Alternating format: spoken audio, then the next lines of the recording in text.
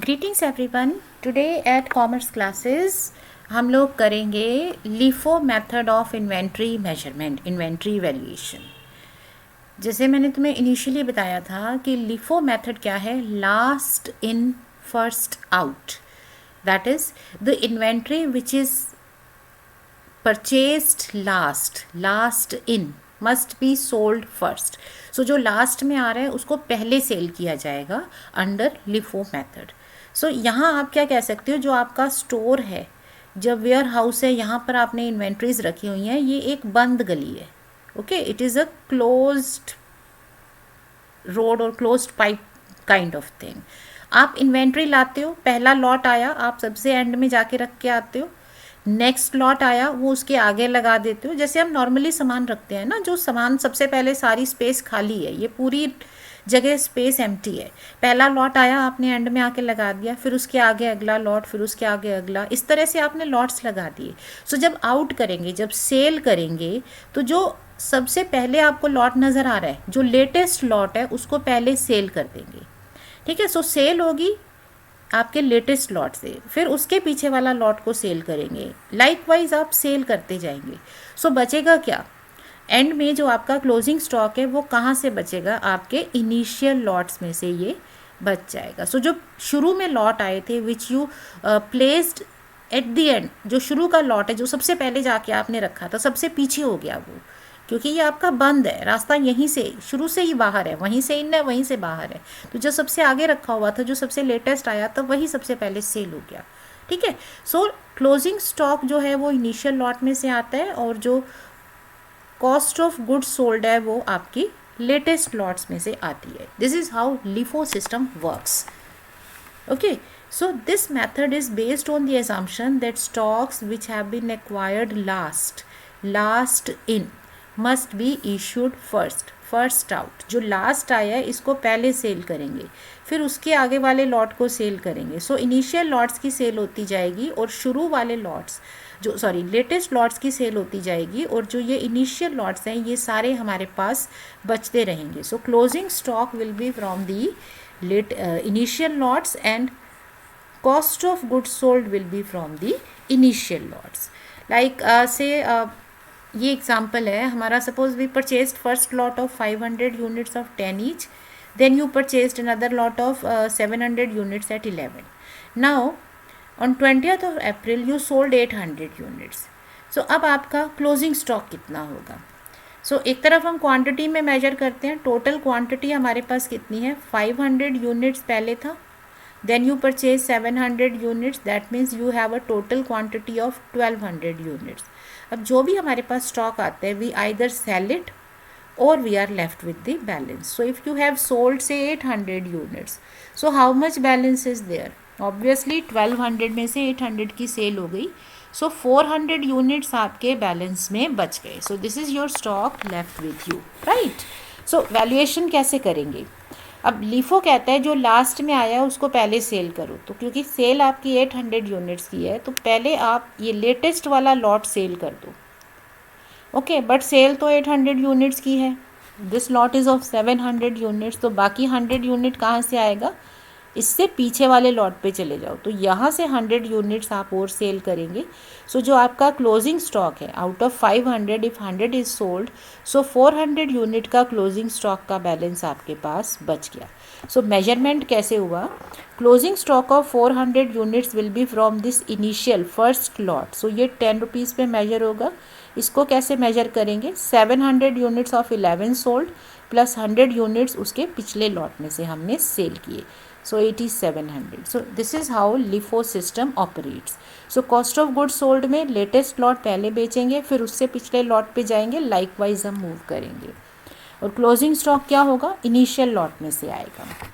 Alright, सो LIFO method में क्या हो जाता है, जो कॉस्ट ऑफ गुड्स सोल्ड है वो आपकी रिसेंट परचेजेस है। जैसे आपने पहला लॉट खरीदा 10 रुपीज़ पे, नेक्स्ट लॉट खरीदा 11 पे, नेक्स्ट लॉट खरीदा 11.5 पे, ओके, फोर्थ लॉट आपने बाई किया 12 पे।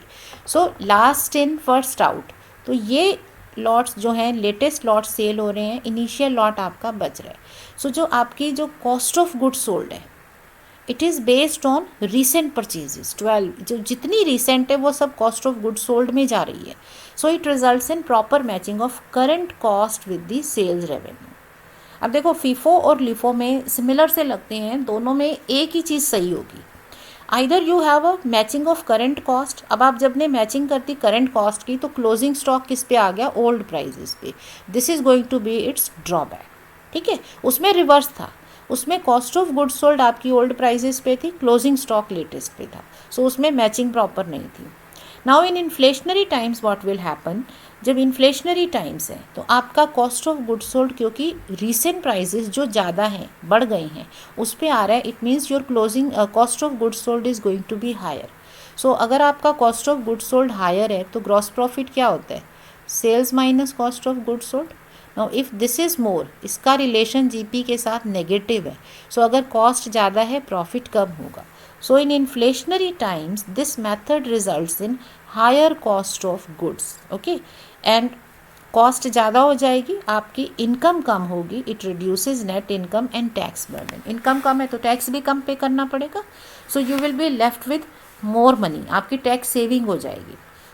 सी यहाँ it might be a difference of 1 rupee और 2 रुपीज़ ओनली, बट जब आप लैक्स में अपना स्टॉक लेते हैं तो आपके प्रॉफिट्स पर भी लैक्स में ही फ़र्क पड़ता है। और अगर आपका प्रॉफिट सिर्फ स्टॉक की वजह से 1 लाख कम हो रहा है, so just imagine rate of tax 30%। आप 30,000 की टैक्स सेविंग कर रहे हो, ये पैसा आपका बच रहा है। ठीक है, so this method results in lesser taxes. That is why we say कि जो इन्वेंट्री है it is one of the grey areas जो अलाउ करते हैं कंपनी को मैनिपुलेट करना। आप अपने प्रॉफिट्स को मैनिपुलेट कर सकते हो। आपको लग रहा है कि मुझे प्रॉफिट कम दिखाना है, क्या करूँ, लिफो फॉलो करना शुरू कर दो। प्रॉफिट ज़्यादा दिखाना चाहते हो, you are coming up with say issue, आप अपना नया फ्रेश शेयर इशू करने वाले हो, आपको प्रॉफिट्स ज़्यादा दिखाने हैं सो दैट आपका जो शेयर्स हैं वो ज़्यादा प्रीमियम पे जाएं, तो आप फीफो स्टार्ट कर लो, है ना। So this method has some advantages. आप ये एडवांटेज तो है ही ना कि आपके पास टैक्स सेविंग है, आपका पैसा बच रहा है, and it has some disadvantages. So next is this method is systematic, of course it uses actual cost, so this is an advantage of this। systematic है, objective है, because इसमें once you decide कि मुझे LIFO method operate करना है, now whether X prepares your statement, whether Y prepares or Z, कोई भी statement बनाए आपका आंसर वही आने वाला है। LIFO में जो है एक ही आंसर आएगा। so this is a very objective method। then it is in tune with the usual pricing policy. Pricing policy भी तो यही कहती है कि जो कॉस्ट होती है, करंट कॉस्ट है, उसके बेसिस पे प्राइस फिक्स करो। सो आपका कॉस्ट ऑफ गुड सोल्ड भी करंट कॉस्ट है, इसी के बेसिस पे प्राइजेज आएंगे। So this is in tune with the pricing policy. Now the disadvantages are that it results in understatement of closing stock in rising prices. जब prices बढ़ रहे हैं तो क्लोजिंग स्टॉक आपका अंडर स्टेटेड होगा, कम आएगा। आई होप ये आपको क्लियर था लास्ट स्लाइड में। Now closing stock is valued at old cost, outdated cost है। सो आपकी balance sheet does not reflect inventories at current prices. Another is that it is very difficult to apply when there are frequent purchases. Same FIFO में भी यही problem थी, जब बहुत purchases, बार बार purchases होती हैं तो मेथड थोड़ा डिफिकल्ट हो जाता है, because you have a lot many lots, बहुत सारे स्टॉक के बंडल्स हैं आपके पास जिनको मैनेज करना है। So it becomes difficult. then this method is not in accordance with the major इसका demerit है that this is not in accordance with the good efficient management practice। but you see LIFO हो, FIFO हो, ये सिर्फ inventory के valuation के methods हैं। Actual में आपके स्टोर्स में ऐसा नहीं हो रहा। आपके स्टोर में sometimes you have a control कि कौन से गुड्स बिकेंगे। जैसे अब आप लोकल शॉप ले लो, वहाँ पे आप जाते हो, आप शॉप ऑनर को बोलते हो कि जी मुझे ये सामान चाहिए, वो स्टोर में या अपनी शॉप के अंदर जाके सामान आपके हाथ में पकड़ाता है। ही इज़ इन कंट्रोल, उसे पता है आपको क्या दे रहा है। लेकिन if you go into a big store like Big Bazaar etcetera, तो you are the customer, you pick up the stock. So उसमें कंट्रोल नहीं है बिजनेसमैन का कि कौन सा स्टॉक आप लेके जाएंगे। ठीक है, सो एक्चुअल में कौन सा स्टॉक मूव कर रहा है that has nothing to do with what we are writing in books. So books में अलग है, एक्चुअल में कुछ और ही चल रहा होगा, but that is the that can't be helped. अब आप ऐसे ट्रेस भी नहीं कर सकते हो ना चीज़ों को। So what we know is that LIFO method जो है ये आपकी गुड प्रैक्टिसेस में नहीं आता। गुड प्रैक्टिस ये कहती है जो स्टॉक पहले आए उसको पहले बेचो. So this is not in accordance with the good practice. So reality में जो चल रहा होगा ना स्टॉक्स का मूवमेंट, लिफो उससे कहीं अलग होगा. Then this method results in different inventory cost being assigned to same job. ये FIFO में भी सेम प्रॉब्लम थी. Like you have inventories of say 10, 11, 12 different lots खरीदे. नो जब आपने अपनी फैक्ट्री में रॉ मटेरियल भेजा 1000 किलोग्राम का, सो इस लॉट में सर जब भेजोगे तो वहाँ पे कॉस्टिंग अलग जाएगी. If this material is from this lot तो कॉस्टिंग अलग जाएगी. आप काम वही कर रहे हो. 1000 किलोग्राम से आप कोई फिनिश्ड प्रोडक्ट बना रहे हो. मान लो 1000 किलोग्राम से आपने 200 यूनिट्स मैन्युफैक्चर किए. सो दोनों में costing is going to be see different. 40% cost बढ़ जाएगी लास्ट में. So different cost is being assigned for same work. Same वही 200 यूनिट्स आप बना रहे हो, डिफरेंट लॉट्स लोगे, डिफरेंट टाइम पे डिफरेंट कॉस्ट आएगी. So this will be resulting in different cost for same job. Job एक ही है लेकिन कॉस्ट अलग अलग आ जाती है. Then in rising prices this method will result in lower profits. Okay, क्योंकि आपका cost of good sold current cost पे है, हायर प्राइजेस पे है. ये कॉस्ट ऑफ गुड सोल्ड है. तो cost of good sold higher है तो प्रॉफिट कम होंगे. This is your closing stock. Closing stock कम पे है, so your profit is laser.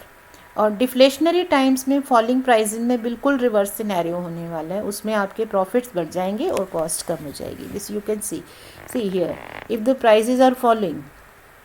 So LIFO method says ये आपका कॉस्ट ऑफ गुड सोल्ड है. तो यहाँ पर cost of good sold reduce हो गई, अंडर स्टेटेड है, तो प्रॉफिट क्या हो जाएगा, प्रॉफिट बढ़ जाएगा, बिकॉज ये नेगेटिव एसोसिएशन है ना. So it has some weaknesses. Finally आपका क्लोजिंग स्टॉक जो है वो आउटडेटेड कॉस्ट पे है, तो आपकी बुक्स में होल्डिंग गेन्स आ रहे हैं. You are creating secret reserves. Okay, so आपका सीक्रेट रिजर्व आ रहा है यहाँ पर. ऑल राइट, ये किस तरह से आता है, जैसे क्लोजिंग स्टॉक है आपका, you are recording it at oldest prices. Old price है 10 रुपीज़ पे आपका क्लोजिंग स्टॉक आ रहा है. मे बी 1000 किलोग्राम का क्लोजिंग स्टॉक है 10 रुपीज़ पे. Your books are showing 10,000. But currently present status क्या है, करंट सिनेरियो है कि कॉस्ट प्राइस है 14. तो अगर कॉस्ट 14 है तो आपका सेलिंग प्राइस भी तो इसके ऊपर में भी से 20 है. तो अब ये जो प्रॉफिट आप कमा रहे हो 20 रुपीज़ का, this is not trading profit. इसमें आपका ट्रेड का प्रॉफिट सिर्फ 6 रुपीज़ है, बिकॉज प्रेजेंटली ये 14 पे अवेलेबल है and you are selling it at 20. जो 4 रुपीज़ का प्रॉफिट है वो सिर्फ प्राइस चेंज होने की वजह से है. सो ये जो 4 है ये आपका होल्डिंग गेन है, because you hold the stock, तो आपके पास ये प्रॉफिट आया. So you are creating secret reserve in your books. आपके बुक्स में सीक्रेट प्रॉफिट ऐड होते जा रहे हैं. So which is not permitted as per accounting standards. So the applicability is that this method is not recognized by Indian accounting standards. तो जो भी companies हैं, जो बिग बिजनेसेस हैं, जिन्हें अपने अकाउंट्स पब्लिश करने होते हैं, CA से उनको अप्रूव करवाना होता है, they cannot follow this. This is not allowed. Our income tax rules also do not allow. So this method is not at all followed. But still we study this because this is one of the methods to understand how inventories move and how the system works. So next time we'll be practicing some practical questions on this. So that is it for the day. Thank you.